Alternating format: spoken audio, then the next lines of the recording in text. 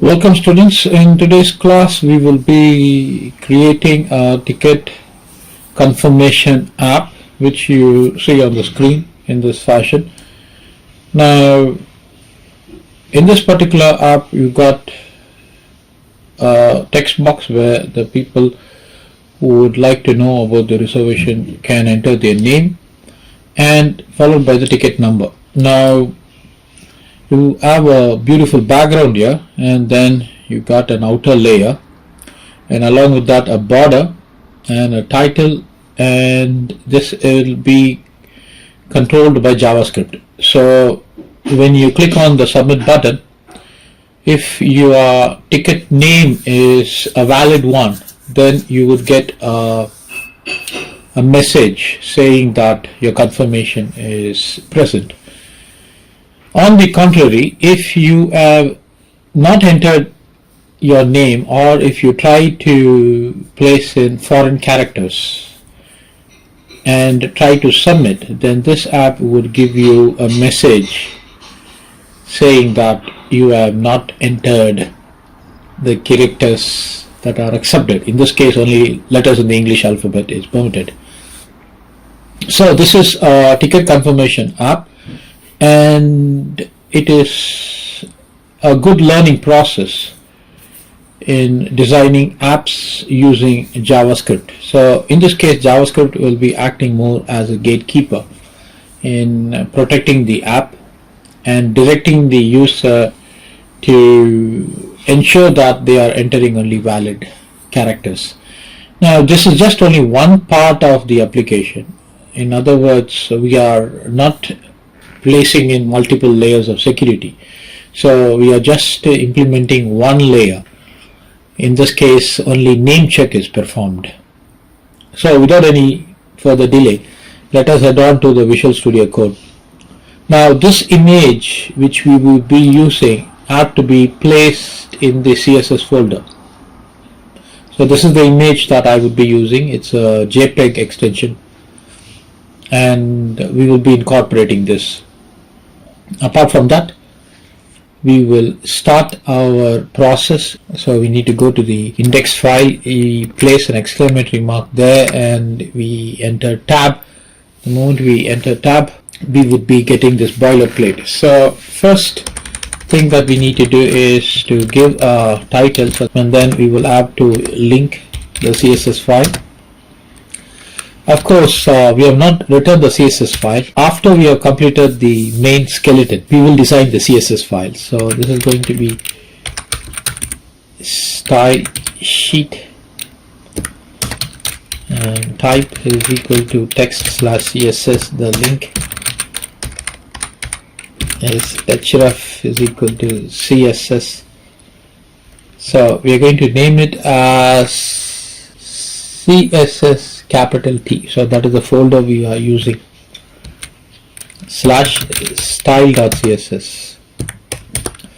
So now with regard to the header, I would like to first place in the title. So h2 is going to be ticket confirmer, a name, then it will have a label.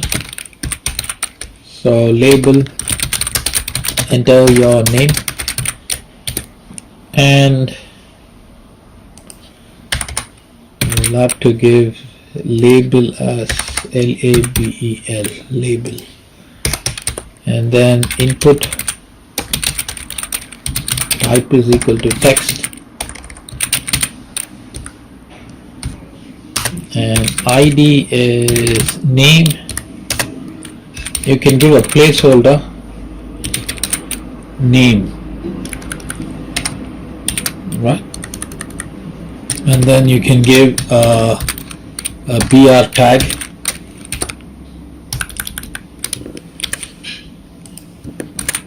and then copy this thing up and you paste it. So in this case it should be ticket number, and this ID is going to be ticket number, and placeholder is equal to number. and we will have to submit it. So we need a button ID is equal to btn. It has to have an on click event. So on click is equal to function underscore ticket, something like that. You can have it, place it within quotes. So that would be the case there. So now we need to enter submit there. So this looks fine. So I just want to show you how it looks. So this is the outlook that we are trying to reach, and if we were to refresh it, this is how it looks. So from here we are going to completely change the entire app. So as of now we don't have anything here. So this is simple application without the JavaScript backend, or I would say JavaScript interface. So in this case JavaScript is acting on the front end. Of course JavaScript has the capability even to act as the backend also. So having mentioned that, let's go on to the code. Now we will have to create the script. So we will start with the script tag, and then I need to have a function. The function here is function underscore ticket. So this function would be fired when we click. So we need to give a check here. So this is the key that we would be using to check the input. This is a regular expression that is used. So after this we will have to capture the input using document dot get element by ID. We have to get the value, and then ticket number is equal to document dot. Of course we would not be using this ticket number data for now, because as I mentioned to you, we are just going to use or apply one layer of security, that is to check the name alone. So after this we will have to have a h2 tag here, or h3 tag, with the ID being equal to display, and we will have to capture that variable display1 is equal to document dot query selector, and that would do the job. So we have captured the tag using this variable, and now we will have to run a check. So if name1 dot match of check, if this is true, then you can say display1 dot inner html, you have a reservation. You have a reservation under the name, under this name, and then you can probably, I think that would be sufficient enough to get the display on based on the check. So if you are entering this, of course we are just making sure that the pattern is featuring elements or letters in the English alphabet. That's the only check. Of course we can go beyond. Once we have captured this, once we have made sure that this check is correct, that the letters entered by the user is exactly to the expectation that we wanted it to be, then we can push in another level of check. So as I mentioned to you earlier, we are not performing multiple layers of security checks here. We are just ensuring that the letters are present in the English alphabet. The user is not permitted to enter any foreign characters, and that would prevent the user from performing any injections, right? Because SQL injection is a very popular way by which hackers break into the system. So this would prevent, JavaScript would act as a gatekeeper. Having done that, if this fails, else we will have to open up and we will have to give another display. display. Your input is either empty or does not adhere to our specifications. Okay, so probably I can go to wrap and give this. So over here we can in fact regulate the number of inputs the person is allowed, right? But that would really stretch the entire lesson beyond the period of 40 minutes. So I don't want that to take place. So for now we will just handle it with this else statement. So we have completed this, and just to one check, so we save it and we go back and look at the output. And if I were to enter the name, okay, John, and 1 2 3 4, and click submit, you have a reservation under this name. So that's perfect. Now if in case the user is trying to jam the system by trying to make some injections, then if the number is entered and he makes a submission, it says your input is either empty or does not adhere to a specification. Over here we can literally control the number of entries, even using JavaScript. That would really make it really more powerful. Anyway, we need to complete our work and we need to design the CSS. So that would really make things more attractive. In this case it is just a framework that we have got, but we will have to go to the CSS and design it. So as usual we will have to reset. So it's going to be margin 0px, padding 0px. So that is the reset for the browser. And then we have the body. In the body we need to give a background image, and it is in the URL. It is in the CSST folder. So it's going to be picture.jpg. So once we give that, let me show you how it looks. So once I refresh it, you see that the picture is displayed in this fashion, but I don't want it to be like this. I just want shades of this picture. I don't want this picture to be present everywhere on the app. So for that, so background size, I'm giving 200%, and then background position would be negative 300px and 0px. So when we do that and go back and refresh it, this is how it looks. So this is nice, and we have to actually divide. We have to divide the content. So for that we need to put some div tags. So div class is equal to, I'm just going to name it as first div. So take this off and place it.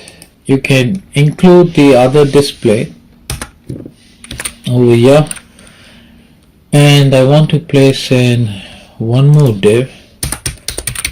Div class is equal to second. This is the next div. So I take this off and I place it just before the button tag. So I'll give a tab here, move these things up so that it would fit the block here, and that's fine. That looks okay for now. Of course we can even give divs, specific div for the inputs, for the first input, for the second input. So let me do that. So div class is equal to third. I just want to place these inputs also in the div. So let me align them in blocks.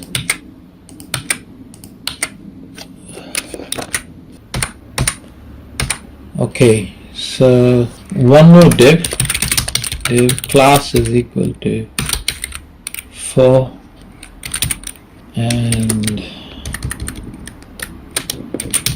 we place a div here. So fine. Okay, so now this is a div, it has a block, this is a div, it has a block, this is the second div, and this is the last div. So probably you can move this div in line here. Okay, alright. So we have placed so many divs, and we are allowed to get them designed using the CSS. So div, I will have to start with the first. That's the first div. In first div, I want to give a width of 400 px and margin 100 px auto, 0 px auto. So what happens when I do this? It all comes to the center, right? That looks nice. So let's go back. We will have to target this. Let's finish up with the H2. So H2 color, if you were to see the color, it's probably I can change it to midnight blue. Midnight blue, and font size 25 px.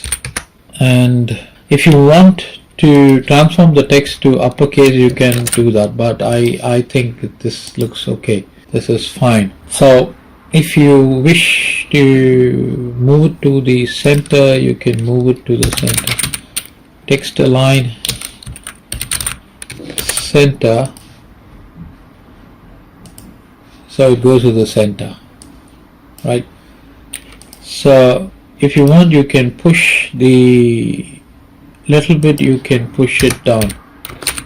Margin bottom, say 5 px. Okay, 5 px. When you do that, so you can clearly see the div is pushed. That is taking place. It's because we are placing everything in div, and that is why that div is pushed down. So that gives a fairly a good sizable space, and that's the benefit of using the div. So now let's go and start with the second div. Second background color RGBA 0,0,0,0.5. everything will be totally different when you give this. I'm going to show that to you.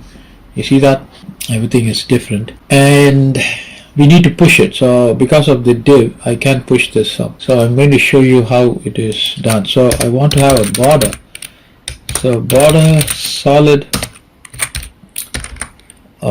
Say you can give a border of 2 px or 3 px. 2 px orange, that's fine. You can give a width of 100%, and you can give a border radius of 10 px, and you can give a box shadow of 2 px, 2 px, 2 px, and 100 px. So doing all of this would totally change. So this is how the app will look.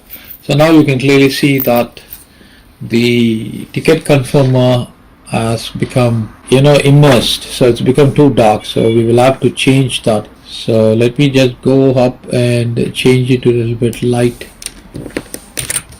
So if I were to go back now and check it, so now it's looking good. So now we have to push the div down, so we will have to do something about that.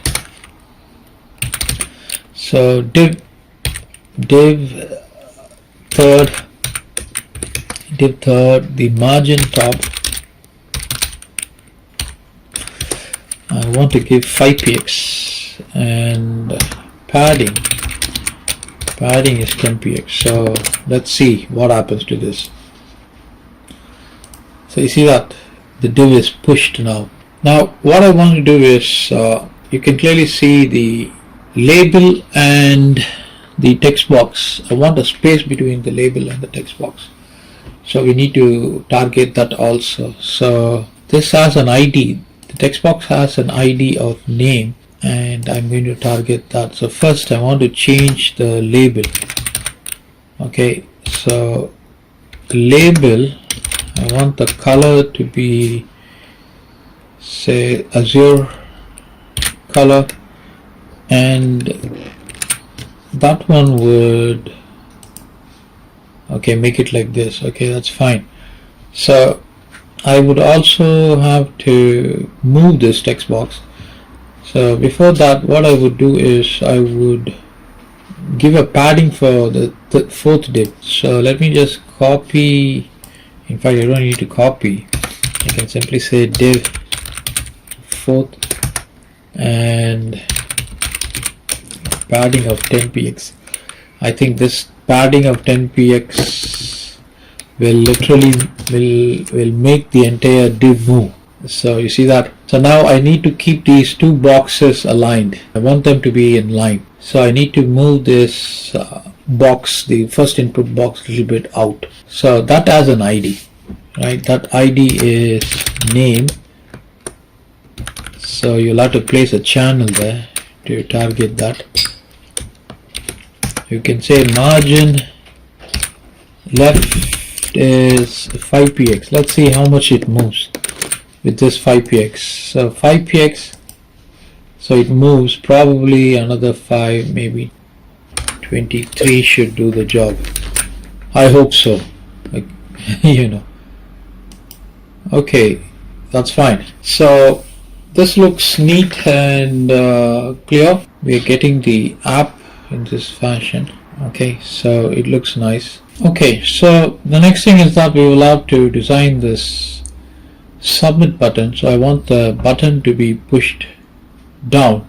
So we will have to go to the CSS, and it has an ID btn, and I can say margin top and say 10px. So let's check it out. What happens? Margin top 10px. Okay, that's fine. So now I need to have a background for this. So let me give a background. Background color. If you are going to give aqua and border solid 2px, say dark green, let's see, and then border radius is 3px. So we can say font size say 12px, width is 50px. I want to give a width of 50px and check it out how it looks. Okay, that's fine. Width is 50px, and if you want, you can put a pseudo selector so that the moment you place the pointer, there's a color change. Or else you can say cursor pointer. You save it and you go back and you refresh it. See that the moment you put the cursor, the mouse, it becomes a pointer. So h3 color is white smoke. Say John, and ticket number, say 1 2 3 4 5, and say submit. I say submit. It says your reservation is, you have a reservation under this name. So that completes. So on the other end, if you were to enter some foreign characters and say 1 2 3 4 3 and make a submission, it will clearly say your input is either empty or does not adhere to our specification. So this is the completion of the app, students. So with this app, we have a beautiful, well designed app, where JavaScript is in action. So we will see other programs where we can build on this. We will implement more levels of securities so that the app is rigid and it functions very well. Thank you so much, and until we meet again.